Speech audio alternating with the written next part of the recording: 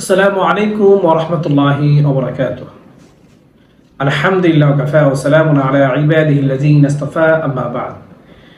প্রিয় দর্শক শ্রোতাগণ, আপনারা যেখান থেকে আমাদের ইসলামিক অনুষ্ঠানের পাশে রয়েছেন সবাইকে এফকেও চ্যানেল ও মার্কাজুল ফতরিয়া সেন্টার জয়নাবাড়ি হামিদপুর সাভার ঢাকার পক্ষ থেকে জানাচ্ছি অসংখ্য ধন্যবাদ। শফিকুল ইসলাম কেরানীগঞ্জ ঢাকা থেকে প্রশ্ন করেছেন। তার প্রশ্ন হলো, প্রস্তাব কবুলের সময় কনে থেকে অনুমতি নেওয়ার শরঈ পদ্ধতি কি? অর্থাৎ যখন আমরা মেয়ের থেকে কনে থেকে অনুমতি নেব তখন সেই অনুমতি নেওয়ার শরঈ ইসলামিক পদ্ধতি কি? বিষয়টি বিস্তারিতভাবে জানালে অনেক অনেক খুশি হব।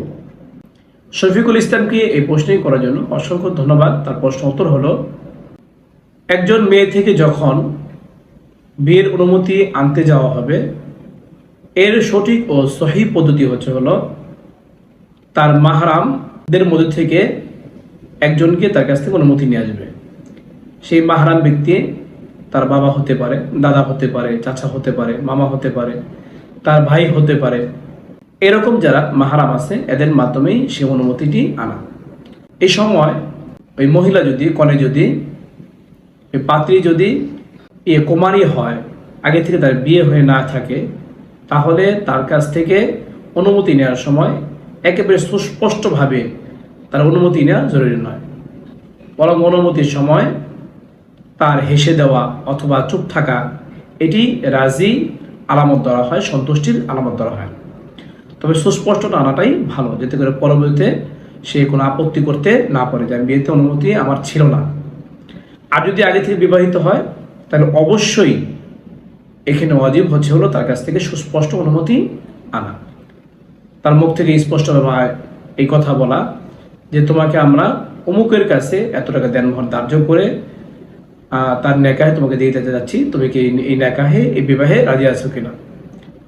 তখন সে সুস্পষ্ট বলবে হ্যাঁ আমি রাজি আছি। তবে এটি যিনি কুমারী ব্যাপারে এটি জরুরি নয়। আর যদি তার মাহরাম কোনো ব্যক্তি না থাকে অথবা মাহরাম ব্যক্তিরা এভাবে কথা বলতে না পারে, তাহলে গায়ের মাহরাম ব্যক্তিরাও কনের কাছ থেকে অনুমতি আনতে পারবে। তবে পর্দা রক্ষা করতে হবে। কনের কাছে যাওয়ার আগেই তার সামনে কোনো বড় পর্দা দিয়ে রাখবে, এরপরে পর্দার আড়াল থেকে তার কাছে অনুমতি নেবে। এইভাবে অনুমতি নেবে যে তোমাকে এত টাকা দেনমোহর ধার্য করে অমুকের কাছে বিবাহ দিতে যাচ্ছি, তুমি কি বিবাহে রাজি আছো কিনা? যদি রাজি থাকো তাহলে আলহামদুলিল্লাহ কবুল বলো। এইভাবে অনুমতি আনবে। তার কাছে অনুমতি আনার পর দুইজন প্রাপ্তবয়স্ক পুরুষ অথবা একজন প্রাপ্তবয়স্ক পুরুষ, দুইজন প্রাপ্তবয়স্কা মহিলার সম্মুখে পরবর্তীতে বরের কাছে এসে সেই প্রস্তাবটি, সেই অনুমতিটি পেশ করা। এরপরে বর যখন সেটি কবুল করবে এর মাধ্যমে বিবাহ সম্পন্ন হয়ে যাবে। এই মাসলার রেফারেন্স আপনারা পাবেন আল বাহর রায়কে 3 নম্বর খণ্ডের 192 নম্বর পৃষ্ঠায়, হেদায়েত 2 নম্বর খণ্ডের 314 নম্বর পৃষ্ঠায়, মাজমুল আনহুরের 1 নম্বর খণ্ডের 490 নম্বর পৃষ্ঠায়, সহিহ মুসলিমের 1421 নম্বর পৃষ্ঠায়, ফাতোয়া হিন্দিয়ার 1 নম্বর খণ্ডের 353 নম্বর পৃষ্ঠায়। এই মাসলাটি বর্ণনা করা হলো।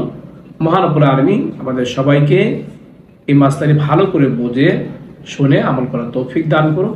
এরকম গুরুত্বপূর্ণ ইসলামিক প্রশ্নের উত্তর জানতে চাইলে অবশ্যই আমাদের ইউটিউবটি যারা এখনও সাবস্ক্রাইব করেননি সাবস্ক্রাইব করে নেবেন। ভিডিওটি ভালো লাগলে লাইক করে শেয়ার করবেন।